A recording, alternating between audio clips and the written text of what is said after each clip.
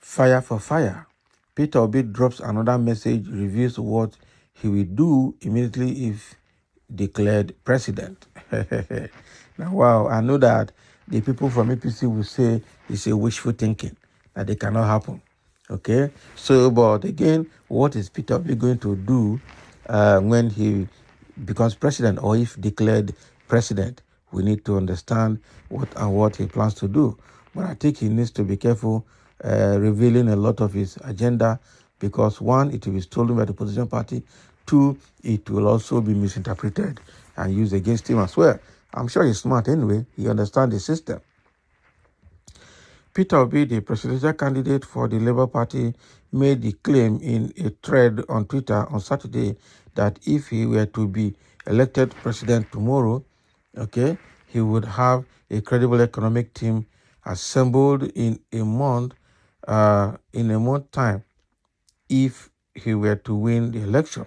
So he revealed that more than a month and a half had transpired between the announcement of the election result on March 1st and the inauguration of the new president on May 29. In an interview, Peter Obi stated that if he had been in charge, he would have eliminated the fuel subsidy gradually rather than all at once.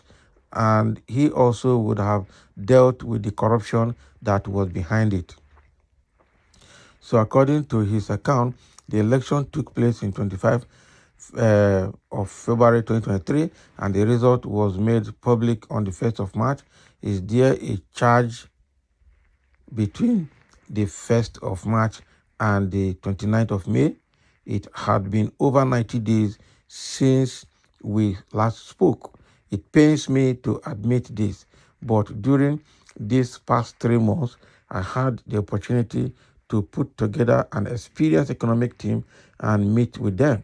If you tell me tomorrow that Peter Obi is the president of Nigeria, I will send the information to you 1 month from when we last spoke, which will be the day after tomorrow. Okay, those Nigerians who are able to take a seat and self-assuredly state, okay, this is where we would go, have earned my utmost appreciation. I am going to say it one more. We have to do away with subsidies.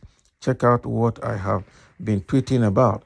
Comparable to having multiple fractures, you won't instantly start working on repairing them, okay, all at once. It is sometimes something that needs to be taken, apart piece by piece before it can be dealt with. Okay, when I said we are cutting the subsidies, I intend for it to be taken literally. Okay, so that is what he's saying. Peter Obi is now saying that one, if he had won the election, or if he was declared president, he would have assembled his economic team in 1 month, not after 3 months. We are still struggling to put up an economic team. He said he would have taken away the subsidy as well, but he would have done it gradually and not all at once. Okay, when you have multiple fractures, you will be taking them out one by one.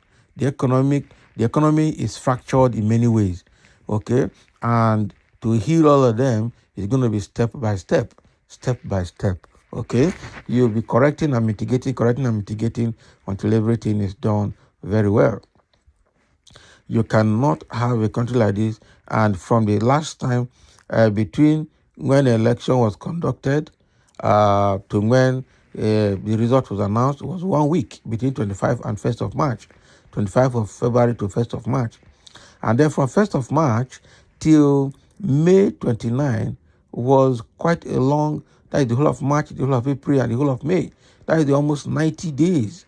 Okay, the economic team was not ready. The government was not ready at all. And now, even after getting into power, economic team still not ready. And the thing is serious.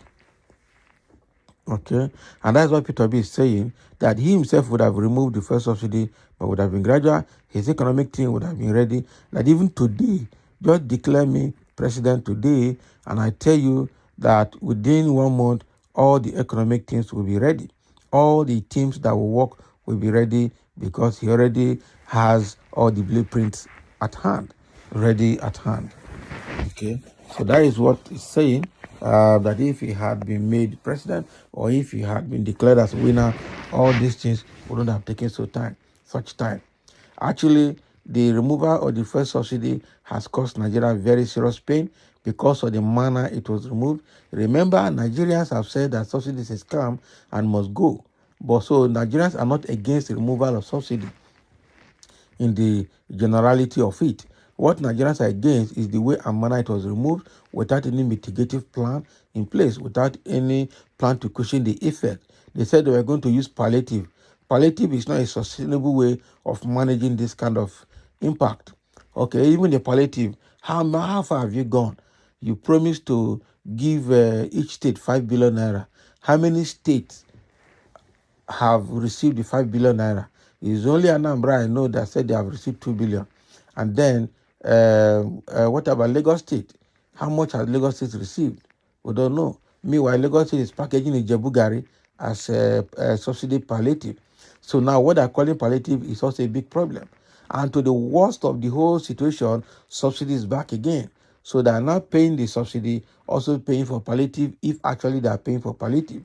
Is that not double dipping? So why not concentrate on the subsidies, return the fuel prices to where they are, and then plan it again and determine how they are going to be probably be taken out in phases, watching how the refineries are restored or how you can commission new refineries in the country, and then you stop importing. Because the problem is that we're importing with dollars. And as the exchange rate is very bad, it's affecting everything that's been imported alongside with it. And that is why the fuel price is probably going to get to 1,000 naira per liter, probably by Christmas or before Christmas. It's already a very terrible situation that we're finding ourselves in the country. So the problem is not the removal of subsidy, it's the way and manner it was removed without any form of,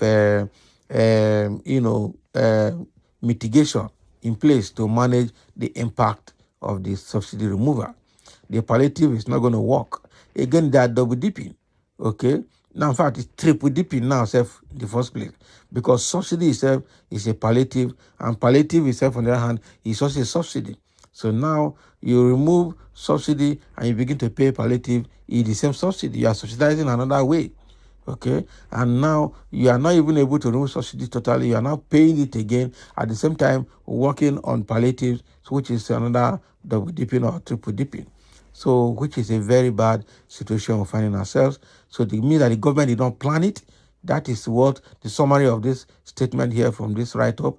The government is taking action before thinking. They are speaking before thinking, and they keep failing from beginning to the end of their actions. That is it. So, saying things or taking action before thinking is not a good way to manage a system. You should risk assess your system, risk assess your decisions, put mitigations in place, identify your exposures, and manage them before you start implementing. Otherwise, you are going to be falling in and out of pits from time to time. So, thank you for listening, and let's have a comment.